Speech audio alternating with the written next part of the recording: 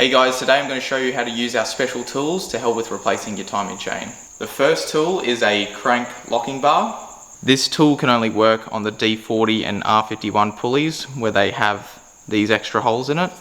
How it works is the two prongs on the tool goes into the hole of the pulley, and then the other side of the tool rests on the chassis rail.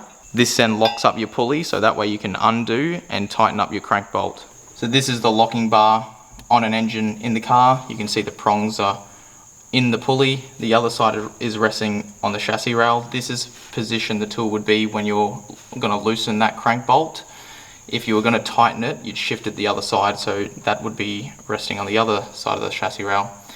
When you're going to be tightening up this crank bolt, I recommend you use a 3/4 inch breaker bar. I've had a lot of people snap their 1/2 inch breaker bars, so that just shows how tight they are. It's best to do it this way. Don't use a rattle gun. That can put unnecessary stress on the crankshaft. The crankshaft locking tool is probably the most important tool, because without it, it's very difficult to tighten up your crank bolt. And if that crank bolt comes loose, you can shear the Woodruff keys on your crankshaft. Our next special tool is a harmonic balancer pulley puller. This can work on D40 and D22 pulleys.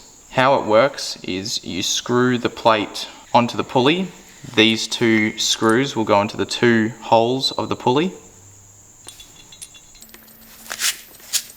Once you've screwed in the two smaller bolts a bit, you're going to go tighten the big bolt. What that's going to do is push from the crank nose and then pull the pulley off. So we've designed our puller tool to pull from the nose of the crankshaft. Most normal pulley pullers that you'll get, they will actually go on the inside of the crankshaft and they'll bolt them out. The bad thing about that is it can damage the threads on the inside of your crankshaft. Our kit also includes a brand new fuel pump lip seal, so we've made some tools to help with replacing that. This is a tool to pull off the fuel pump boss.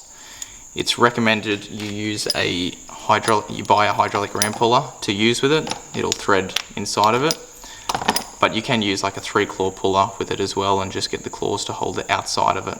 Install the fuel pump boss puller tool.